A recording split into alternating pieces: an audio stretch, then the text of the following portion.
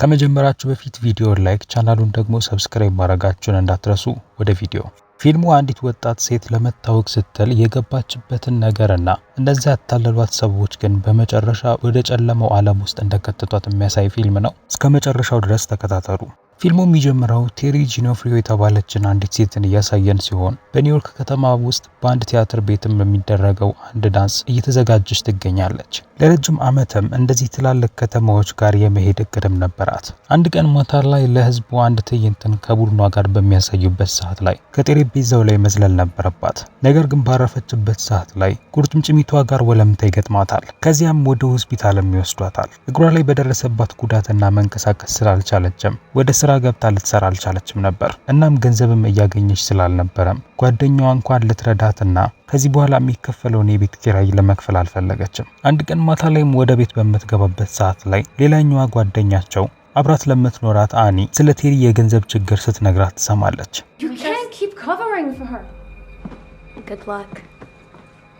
ከዚያም ቴሪም ለአኒ በቅርቡ ስራ እንደምታገኝ ቃል ትገባላታለች። ከወር በኋላም እግሯ መሻሻል እያመጣ ያለ ይመስላል። በአካዳሚ ውስጥም ችሎታዋን ለማዳበርም በቻለችው አቅም እየጣረች ትገኛለች። አንድ ቀን ማታ ላይ ወደ ቲያትር ቤቱ ለአለን ማርሻል ሾው ኦዲሽን ለመሳተፍ ታመራለች።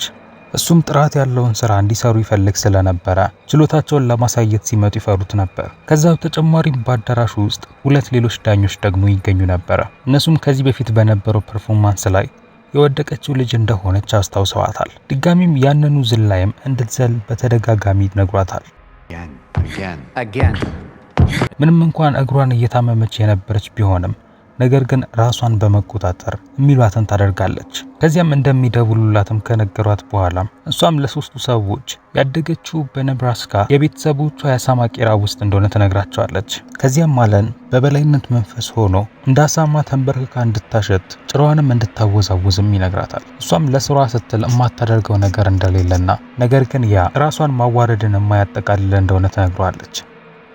ውጭ ላይ መድኃኒቷን በምትወስድበት ሰዓት አኒ ይህንን መድኃኒት በተደጋጋሚ መውሰዷን እንድታቆም ትነግራታለች። እና መድረክ ላይ መውጣቷም ከጤናዋ እንደማይበልጥባትም ነበር ትነግራት የነበረው። ቢሆንም ቴሪ ግን ይሄ ማለት ለሷ ሁሉም ነገር እንደሆነ ትነግራታለች። አኒም ወደ ኔብራስካ ተመልሳ ኑሯን እዛ እንድትቀጥል ነበር የነገረቻት። ምክንያቱም እግሯ ታምቦ እዚህ ምንም መስራት አትችልም። ይሁን እንጂ ቴሪ ግን ይህንን አልተቀበለችም። አለን ማርሻልም ከዛ ህንጻ በሚወጣበት ሰዓት ላይ ቴሪ ተከትለው ትሄድና እሱ ወደሚኖርበት አፓርትመንትም ትገባለች። ይህ አፓርትመንትም ብራምፎርድ እየተባለም ይጠራል። እንግዳ ተቀባዩንም ማርሻልን ማግኘት ፈልጋ እንደነበረ ትነግረዋለች። እሱ ግን ቀጠሮ ካልያዘች እሱን ማግኘት እንደማትችል ይነግራታል። ከዚያም ቴሪ ህንጻውን ለቃ ትወጣለች። ነገር ግን በስትክክል እንኳን መራመድ አትችልም ነበረ። ልክ ከሆቴሉ በርም እንደወጣች ሳታስበው ወደ ላይ ይላታል። በዛ በኩል እያለፉ የነበሩትም ሁለት ጥንዶች እሷን ያነሷትና ወደ አፓርትመንታቸው ይዘዋት ይሄዳሉ። እዛም ካስተኛት በኋላ ጠዋት ላይ ሁለቱ ቁርሳቸውን ሲበሉ ሰምታ ቴሪ ከእንቅልፏ ትነሳለች።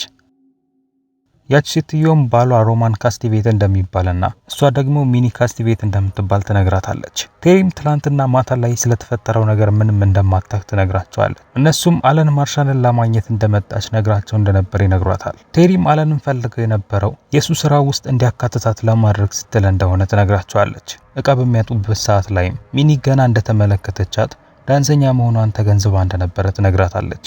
እናም የታላቅ ዳንሰኛ መንፈስም በውስጧ እንዳለም ከሩቁ እንደሚታይም ነበር የነገረቻት። ሚኒም ስለ እግሯ በጠየቀቻት ሰዓት ላይ ቴሪ በዳንሱ ላይ ስለወደቀች እንደሆነ ትነግራትና ሚኒም ሰዎችን የሚወክላቸው ውድቀታቸው ሳይሆን ለዛ የሚሰጡት ምላሽ እንደሆነ ትነግራታለች። ከዚያም ጥንዶቹ ቴሪን ሌላ የራሳቸው ወደ ነበር አፓርትመንት ይወስዷታል። እግሯ እስከሚሻላት ድረስም እዚህ እንድትቆይም ነበር የፈቀዱላት። እሷም እንደዚህ አይነት ቤት ውስጥ ለመኖር ገንዘቡን መክፈል እንደማትችል ትነግራቸዋለች። ቢሆንም ግን እነሱ ሀብት ስለነበራቸው በነፃነት መኖር እንደምትችል ነበር የነገሯት። በተለይ ደግሞ ልጅ ስለሌላቸው እንደዚህ የተቸገሩ ወጣቶችን መርዳት የሚፈልጉ ነበረ።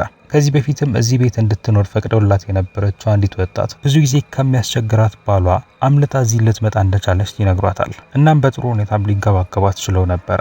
ወደ እነ ቴሪ ቤት ስንመለስ አኒ እነዛን ጥንዶች ሳጣቃቸው እንደዚህ ለመሄድ ማሰብ አስገርሟት ነበረ። ቢሆንም ቴሪ ግን ሌላ ምርጫ ስላልነበራት እዛ ለመሄድ ነበር እቅዷ። ከትንሽ ቆይቶች በኋላም ቴሪ ሻንጣዎቿን በመያዝ ወደ ብራንፎርድ አፓርትመንት ትደርሳለች። የተሰጣት የአፓርትመንት ክፍልም 7G ሲሆን ልክ ወደዛ ውስጥም እንደገባች ያገኘችው አንድ እግር ጫማን ነበረ። በጫማው በውስጠኛው በኩልም ጆን ሰበርስኪ የተባለ አንድ ስም ተጽፎ ነበረ። ሚኒም አንድ አትክልትን ይዛላት ወደዛ ውስጥ ገባለች። ቴሪም ይህንን እድል በመጠቀምም ስለ ጫማው ሴትዮዋን ትጠይቃታለች። ሚኒም የዚህ ጫማ ባለቤት ከዚህ በፊት በዚሁ ክፍል ውስጥ የኖረችው የዛች ልጅ ጫማ እንደሆነ ትነግራታለች። ነገር ግን ጫማዋን ትታ ነበረ በአንድ ቀን ሌሊት ላይ ከዛ ልጠፋ የቻለችው። ሚኒ ከዛ በተጨማሪም ባለን አፓርትመንት ውስጥ ለራት ማታ 3 ሰዓት ላይ እንድትመጣም ትነግራታለች። ማታ ላይም እንደተባለው ወደ አለን አፓርትመንት ትገባለች። በዛም ሰዓት ላይ አለን ካስት ቤቶቹ ወይም ሁለቱ ባልና ሚስት የእሱ ስራ ወዳጆች እንደሆኑና አብረውም እንደሚሰሩም ይነግራታል። ከዛ በተጨማሪም ለሾው አዘጋጅቷቸው የነበሩትን የልብስ ዲዛይኖችም እንደዚሁ ያሳያታል። ዳንሰኞቹም እንዲለብሱ ያሰበውም የአማዞን ተዋጊዎችን ልብስ ነበረ። ትንሽ አልኮልም እየጠጡም አለን ለመደነስ የሚያነሳሳት ነገር ምን እንደሆነ ይጠይቃታል። ቴሪም ቤተሰቦቿን በልጅነቷ ካጣች ጊዜ ጀምሮ ስሜቷን የምታወጣበት መንገድ ዳንስና ዳንስ ብቻ እንደሆነ ትነግሯለች። እናም በውስጡ ያሉትን መጥፎ ስሜቶች በሙሉም እንዲወጣላትም ነበር የሚያግዛት። በድንገት ቴሪ መደዘዝ ትጀምራለች። የምታየው ነገር በሙሉም ብዥ ይልባታል። ስለዚህም በቀስታ ከዛ ክፍል በምትወጣበት ሰዓት ላይ ድንገት ከኋላ የሰዎች እጆች ያሉም ይመስላታል። ልክ እንደ ዳንስም እያገዟት ነበር የሚመስለው። ከዚያም ከላይ አድርጋ የነበረውንም ልብስ ያውልቁላትና የዳንስ ልብሷም እንዲወጣም ያደርጋሉ። እየተሰማት የነበረውም ነገርም ካስቲቬቶቹ ተቀምጠውበት ወደ ነበረው ወደ አንድ ቤዝመንት የገባች ያክል አይነት ነበረ። ከዚያም በደረጃ ወደ ታች ከወረደች በኋላም ካለን ጋርም መደነስ ትጀምራለች። ከዚያም በቡድን የነበሩ ሰዎችም አልጋው ላይ ካስተኟት በኋላ ድንገት ሰውነቱ በተለያዩ ብልጭልጮች የተሞላ አንድ መንፈሳዊ ነገር ወደ እሷ ጋር ይመጣል። እሷም በፍርሃትም ትጮሃለች። ከዚያም ቴሪ ድንገት ከእንቅልፏ ትነቃለች።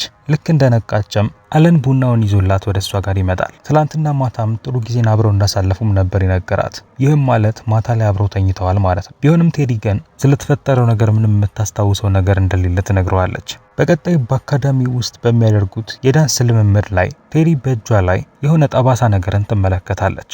አጭር ጸጉር የነበራት ፊራም ወደ እሷ ጋር ከመጣች በኋላም እየተሻሻለች እንደመጣች ትነግራታለች። ከዚያም ቴሪ ወደ መታጠቢያ ቤት ከሄደች በኋላ በቀስታ ልብሷን በመውለቅ በሰውነቷ ላይ የሚገኙትን የተለያዩ አዳዲስ ጠባሳዎችን ትመለከታለች። ቴሪም ወደ አፓርትመንቷ በምትመለስበት ሰዓት ላይ ሚኒ አንዲት ሊሊ ጋርዲኒ የተባለችን ሴት ታስተዋውቃታለች። እሷም ትኖር የነበረውም ከቴሪ አፓርትመንት ጎን ወይም በ7E ክፍል ውስጥ ነበረ።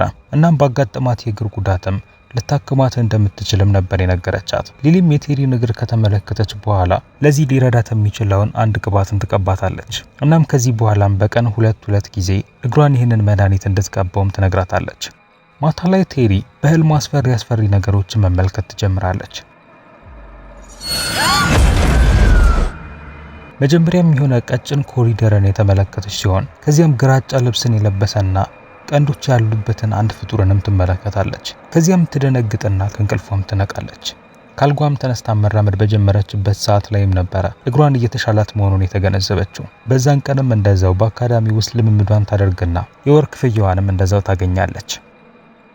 በዛን ቀን ማታ ላይ ቴሪና አኒ በብራንፎርድ በተዘጋጀው ባለ ድግስ ላይ ይገናኛሉ። ለድግሱም የመጡት ታዳሚ ሰዎችም የተለየ የሚባል አይነት ልብስን ነበር የለበሱት። ሚኒም ጓደኞቿን ለቴሪም ታስተዋውቃታለች። ከነዚህም ሰዎች መካከል አንዱ ዶክተር ሳፐርስቲን ነበረ። እሱም ስለ እርግዝና ለማማከር የምትፈልገው ሰው ከፈለገች ሁሌም ከጎኗ እንደሆነ ነበር የነገራት። ከክፍሉ በምትወጣበት ሰዓት ላይም ቴሪ በሌላኛው ክፍል ውስጥ 3 ሰዎች አምልኮ በሚመስል መልኩ እጃቸውን ወደ ላይ ሲያደርጉ ትመለከታለች። ነገር ግን ብዙ እዛ ላይ ሳታተኩር ችላ ትለዋለች። ወደ ኪችን ውስጥም በገባችበት ሰዓት ላይ ካስትቤቶቹ ልክ እንደ ስጦታ በሚል አንድ ኮትን ይሰጧታል። ያ ብቻ ሳይሆን ለጥሩ ዕድል መገለጫ ነው በማለት 300 ዓመት ያክል የቆየውን አንድ የአንገት ጌጥንም ይሰጧታል። ከትንሽ ቆይቶች በኋላም ቴሪና አኒ በአንድ ክፍል ውስጥ አብረው እየደነሱ ነበር። ከዚያም ቴሪ ያንን ኮት ባደረገችው ሰዓት ላይ እናም ራሷን በመስታወቱ ስትመለከት 2 የሚያስጠሉ እጆች ሆዷን እንደያዟት ትመለከታለች። ከዚያም በድንጋጤም ጮሃም ያንን መሬት ላይ ትጥለዋለች። በቀጣዩ ቀን ቴሪ ወደ መጸዳጃ ቤት በማምራት ወደ ላይ ይላታል። በቀጣይም ሁኔታው ስለተደጋገመባትም ዶክተር ሳፐርስቲንን ለማግኘት በሚል ወደ ቢሮ ታመራለች።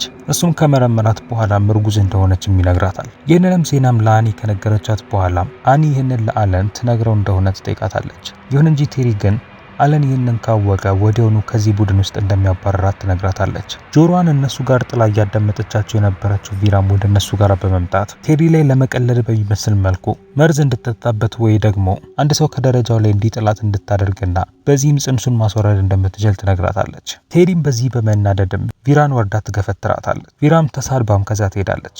ማታ ላይ ቴሪ ልብሷን በምታጥብበት ሰዓት ላይ የማሽኑን ማድረቂያ ከከፈተች በኋላ ልብሶቹ በመስታወቱ በኩል ሲሽከረከሩ ትመለከታለች። በድንገትም በዛው በማድረቂያ ውስጥም ከልብሶቹ ጋር ይሽከረከር የነበረ ሕፃን ልጅንም ተመልክታ ነበር። በዚህም የደነገጠች ሲሆን ነገር ግን መልሳ ወደ መስታወቱ በተመለከተችበት ሰዓት ላይ የተመለከተችው ልጅ በውስጡ አልነበረም። በቀጣዩ ቀን ቴሪን በመልበሻ ክፍል ውስጥ ደግሞ እንመለከታታለን። ወንበሯ ላይም ከተቀመጠች በኋላም ነበረ ቪራ ወንበሩ ላይ ካቻፕ አርጋበት እንደነበረ የተገነዘበችው። ስለዚህም ቪራና ጓደኞቿን በዛ እሷ ላይ መሳቅ ይጀምራሉ። ነገር ግን አለን ወደዛ በመምጣት ቪራን ይቆጣታል። የተቀሩትንም ሴቶችም ከዛ እንዲሄዱም ከነገራቸው በኋላም ለቴሪ ስለ እርግዝናዋ ሁሉንም ነገር እንደሚያውቅ ይነግራታል። እናም ዳንሱ ላይም ፐርፎርም ማድረግ ከፈለገች ይሄ ልጅ መኖር እንደሌለበትም ይነግራታል። በቀጣይ ወደ አፓርትመንቱ ስትመለስ የሚኒን በር ነበር ያንኳኳቸው። ቢሆንም ግን በቤት ውስጥ ማንም አልነበረም። ከዚያም ወደ ራሱ አፓርትመንትም ትገባለች። በዛን ሰዓት ላይ ግን ሚኒና ሮማን በክፍል ውስጥ እንዳሉ ነበር የተረዳቸው። ወደ ውስጥም በገባችበት ሰዓት ላይ ሳፐርስቲን የሷን ማርገዝ ለነሱ እንደነገራቸው ትረዳለች። ለአለንም የነገሩትም እነሱ ነበሩ። ጥንዶቹም ለሷ ልጅ ማሳደጊያ የሚሆን ትንሽዬ አልጋ እንዳዘጋጁም ያሳዩታል። እናም እንደ ራሳቸው ልጅም ስለሚያሳድጉትም ልጁን እንዳታስወረደውም ነበር የነገሯት። ማታ ላይ ቴሪ በድጋሚ ያስፈሪ ህልሟ ይደገማል። በዚህም ጊዜ ያየችው አምልኮ እያደረጉ የነበሩ ሰዎች እንደከበቧትና አምልኮውንም እሷ ላይ ሲያደርጉም ነበር የተመለከተችው። በፍርሃትም በነቃችበት ሰዓት ላይ በክፍሏ ውስጥ የሆነ ድምፅን ትሰማለች። በቀስታም እየተዟዟረች በነበረችበት ሰዓት ላይ ድንገት በክፍል ውስጥ ቆማ የነበረችውን ሊሊ ጋርዲኒያን ትመለከታታለች። ሊሊም ይቅርታ ከጠየቀቻት በኋላም በትልቁ ቢላ እሷን ለማጥቃት መሞከር ትጀምራለች። ከዚያም ከዛ በመሻሸም በሩን ትዘጋለች። ከትንሽ ቆይቶች በኋላ በሩን ስትከፍተው ሊሊ ራሷን ስታ ስትወድቅ ትመለከታታለች። ከዚያም ሊሊም ወደ ሆስፒታል ትወሰዳለች። በቀጣይ ካሴቤቶቹም ወደ እሷ ክፍል ከመጡ በኋላ ሊሊ አሁን በኮማ ውስጥ እንዳለች ይነግሯታል። ሊሊም እንዴት ወደ እሷ አፓርትመንትም ልትመጣ እንደቻለች በጠየቀቻቸው ሰዓት ላይ ሮመን ምናልባት በሩን ከፍታ አድራ እንደሆነ ይነግራታል። እነሱም ከሄዱም በኋላም ቴሪ ስለዛ በምትፈልግበት ሰዓት ላይ ግድግዳዋ ላይ የሆነ ምልክትን ታገኛለች። እናም ያንን በገፋችው ሰዓት ላይም ይከፈትና ሚስጥራዊ በር እንደሆነም እንድትገነዘብ ያደርጋታል። በሱም ውስጥ ከሄደች በኋላም በክፍሉ ውስጥ አንድ ጠረጴዛ እንዳለና እላዩ ላይም ያለውን ሚስጥራዊ መጽሐፍም ትመለከታለች። መጽሐፉንም በከፈተችው ሰዓት ላይ በውስጡ የሚገኘውን የቀንዳሙ ሰይጣንን ምስልም ታገኛለች። በህልሟም ትመለከት የነበረውም ራሱን ነበረ። መጽሐፉንም ደብቃም ወደ ራሷም ክፍል ትወስደዋለች። በቀጣዩ ቀን ልምምድ እያደረጉ በነበረበት ሰዓት ላይ ድንገት ቆማ የነበረችው ቬራ በቆመችበት እግሯ ይጣመማል። ከዚያም አለንም ቡድኑን ካሰባሰበን በኋላም ዳንሱን በዋና ገጸ ባህሪነት ትመራ የነበረችው ቬራ በደረሰባት ጉዳት ምክንያት ከዚህ በኋላ አብራቸው እንደማትሆን ይነግራታል። ስለዚህም ይህንን ቦታም ቴሪም እንደምትሸፍን ነበር ይነገራቸው። በቀጣይ ሚኒ ወደ ቴዲ ክፍል በማምራት ለዝግጅቱ ቬራን መምሰል ስለነበረባት ጸጉሯን መቁረጥ ትጀምራለች። በዚህን መሃል ላይም ድንገት ጆሮዋን በመቀሱ ትንሽ ትቆርጣታለች። ለቴዲም የነገረቻት ይሄ እድሜ ልኳን ልትሰራበት የምትችል ትልቅ ገጸ ባህሪ እንደሆነም ነበረ። ከጥቂት ቀናት በኋላም ቴዲና ቡድኑ ስራቸውን ያቀርባሉ። በህዝቡም ትልቅ እውቅናንም ያገኛሉ።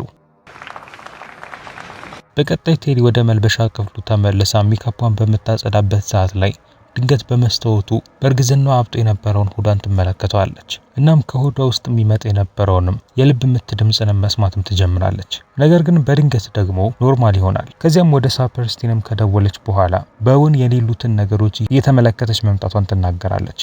እሱም ምናልባት ይሄ ሊሆን የሚችለው ፕሬናታል ሂስቴሪያ እንደሆነ ይነግራታል። ይህም ማለት እርግዝና ሳይሰማቸው ነገር ግን እንዳረገዙ መስሎ የሚታያቸው ሰዎች ማለት ነው። ቴሪም አይምሮዋ ታሞ ሊሆን እንደሚችል ማመን አልቻለችም። ከዚያም ስለ ጆን ሰበልስኪም መረጃዎችን መፈለግ ትጀምራለች። ከእንግዳ ተቀባዩም የተረዳችው ነገር ጆን በአንድ ቀን ሌሊት ልጠፋ እንደቻለች ነበረ። ምናልባትም አንድ ቀን ሻንጣዎቿን ለመውሰድ እንደምትመጣም ነበር የነገራት። ሻንጣዎቿም የነበሩት በእቃ ክፍሉ ስለነበረ ያንን ያሳያታል። እሷም ከፍታውም የጆንን ምስልም ታገኛለች። ያ ብቻ ሳይሆን መስቀልና መጽሐፍ ቅዱስም አብሮት ነበረ። መጽሐፍ ቅዱስንም በከፈተችበት ሰዓት ላይ የተሰመረበትን ቦታ አግኝታ ታነበዋለች። ያም ሰይጣን ከመላእክቶቹ ጋር አንድ ላይ በመሆን ከገነት እንደወረደ የሚናገር ነበረ። ከዚያም ቴሪ ወደ ቤተክርስቲያን በማምራት እዛም መስቀሉ ፊት መጸለይ ትጀምራለች። አንዷ መነኩሴም ወደ እሷ ጋር በመምጣትም ስለገጠማት ነገር ትጠይቃታለች። ቴሪ ምን እየተፈጠረባት እንደሆነ ለማወቅ ፈልጋ እዚህ እንደመጣች ትነግራታለች። በሊሊ ክፍል ውስጥ ያገኘችውን ያንን መጽሐፍም ለመኖክሲያም ታሳያታለች። መኖክሲያም ይህንን ኬት እንዳገኘችው በመጠየቅ ይህንን ካጠገቧ እንድታረቀው ትነግራታለች። ያ ብቻ ሳይሆን ለዘመናት ሲወራ የነበረውን እናም በብራንፎርድ ውስጥ ሰይጣንን ስለሚያመልኩ ሰዎች የተወራውን ነገር ትነግራታለች። እናም ይሄ መጽሐፍም ለነሱ ልክ እንደ መጽሐፍ ቅዱስም አድርገው ነበር የሚያዩት። መኖክሲያም የጆንን ፎቶም ከተመለከተች በኋላ ጆን ላይ ሰይጣን አምላኪዎቹ መጥፎ ነገርን እንዳደረጉባት ትነግራታለች። እርዳታ ለማግኘትም ወደዚህ ቤተክርስቲያን መጣ እንደነበረና በመጨረሻም ለማምለጥ ስትሞክር በባሱ ተገጭታ እንደሞተች ትነግራታለች። ነገር ግን በጋዜጣ ላይ የወጣው ጆን አይምሯን እንደሳተች ነበረ። ነገር ግን ሰው ሲያሳድዳት እንደነበር የተመለከተ የዓይን እማኝ እንደነበረም ትነግራታለች። እነዚህ ሰይጣን አምላኪዎችም የሰይጣኑን ልጅ እሷ ውስጥ ለማሳደር ወስነው ከሆነ ወዲያውኑ ይህንን ማስወረድ እንዳለባት ትነግራታለች። ከዚያም ቴሪ ከጓደኛዋ አኒ ጋር አንድ ላይ በመሆን ልጁን ለማስወረድ ትሄዳለች። ሴቷ ዶክተርም ልክ ወደ ቴሪ በቀረበችበት ሰዓት ላይ ድንገት በማይታወቅ ኃይል መታነቅ ትጀምራለች። በዚህም የደነገጡት ቴሪና አኒም ወዲያውኑ ከዛ ሮጥ ይሄዳሉ። ቴሪም ወደ ብራንፎርድ በደረሰችበት ሰዓት ላይ በቤዝመንቱ በመውረድ ወደ ትልቁ አዳራሽ የሚወስደውን ኮሪደር ይዛ ትሄዳለች። ልክ በህልሟ እንደተመለከተችውም በአዳራሽ ውስጥ ያንን መጽሐፍ፣ ቢላና የባለቀንዱን ማስክ ጨምሮ የተለያዩ እቃዎችንም ታገኛለች። እናም በዚህን ሰዓት ላይም ነበረ እስካሁን በህልሟ እየተመለከተቻቸው የነበሩ ነገሮች በሙሉ እሷ ላይ ተፈጥረው እንደነበር የተገነዘበችው። እናም እነዚህ ሰይጣን አምላኪዎችም እሷ ላይ አምልኳቸውን ሲፈጽሙ ነበረ። አለንም ወደዛ ውስጥ ይገባና ይህንን አምልኮ ብዙ ሴቶች ላይ እንደሞከሩ ነገር ግን ለአምልኮ የተመቸች የሆነችው እሷ ብቻ እንደሆነች ይነግራታል። ቴሪም አለን እንዳታለላት ትናገራለች። እሱም እያዋራት በሚነካት ሰዓት ላይም ቢላውን በማንሳት ትወገዋለች። ከዚያም ቀና ብላም ወደ ጎን ስትመለከትም ቀንዳሙን ሰይጣን ድንገት ትመለከተዋለች። ስለዚህም በዛ በመፍራት እየሮጠች ትሄዳለች። ሐሳቧም ከአፓርትመንቱ ሙሉ ለሙሉ ለመውጣት ቢሆንም ነገር ግን እንግዳ ተቀባዩ በሩን ይዘጋዋል። ከዚያም ወደ አፓርትመንቷ ስትመለስ ካስቲቤቶቹም እየጠበቋት እንደነበረም ትገነዘባለች። ቢላውን ይዛም እነሱን ለማስፈራራት ትሞክራለች። ቢሆንም ሜኒ ግን ተስፋ በቆረጠችበት ጊዜ ላይ ረድቷት ስለነበረ ህይወቷም የነሱ እንደሆነችም ይነግሯታል። ከዚህ እርግማንም የምትላቀቅበት ምንም መንገድ እንደሌለ የተገነዘበችው ቴሪ በመጨረሻ ቢላውን ወደ ራሷ በማዞር ራሷን ለመውጋት ትወስናለች። ቢሆንም ግን ቢላው ባልታወቀ ኃይል ራሷን እንዳትወጋ መገፋት ይጀምራል። እናም በመጨረሻም ትወድቃለች። የሰይጣን ሰዎች እንደሆኑ መናገር በጀመረችበት ሰዓት ላይ ሮመን አባቱ የተገደለው በሃይማኖተኛ ሰዎች እንደሆነና ምክንያቱ ደግሞ ከጨለማ ኃይሎች ጋር በመገናኘቱ እንደሆነ ይነግራታል። እናም ቴሪም የሰይጣኑ ልጅ በሆዷ እንድትይዝ በማድረግም አባቱ የጀመረውን ስራም እንደሚያጠናቅቅ ይነግራታል። ምክንያቱም ይሄ ልጅ ዓለምን ይቀይራታል። ሜኒም ለቴሪ የሰይጣን ሚስትነት ገጸ ባህሪን እንድትጫወት እንደተመረጠች ትነግራታለች። ከዚያም በቀጣይ ቴሪ አምልኳቸውን ወደሚያደርጉበት ክፍል ይወስዷታል። ቴሪም በሐሳባቸው የተስማማችን ማስመሰል ትጀምራለች። አልኮልም ከጠጣች በኋላም መደነስ ትጀምራለች። እየደነሰችም ወደ ሚኒ ጋር በመሄድ የነገረቻት ልክ እንደሆነ ትናገራለች። ከዚያም በዳንሷ መሃል ላይም ወደ መስኮቱ ጋር ትደርስና እዛ ላይ ከተቀመጠች በኋላም ከዛ ላይ ራሷን እንድትወርቅ ታደርጋለች። ፊልሙም ቴሪ መሞቷንና በመንገዱ ላይ የነበሩት ሰዎችም የእሷን መሞት ተከትለው ሲከቧት እያሳየንም ያበቃል። ይህን ይመስል ነበረ። ከተመቻችሁ ላይክ እና ቻናሉን ሰብስክራይብ ማድረጋችሁ እንዳትረሱ። በሌላ ቪዲዮ እስከምንገናኝ ድረስ ግን ቻው።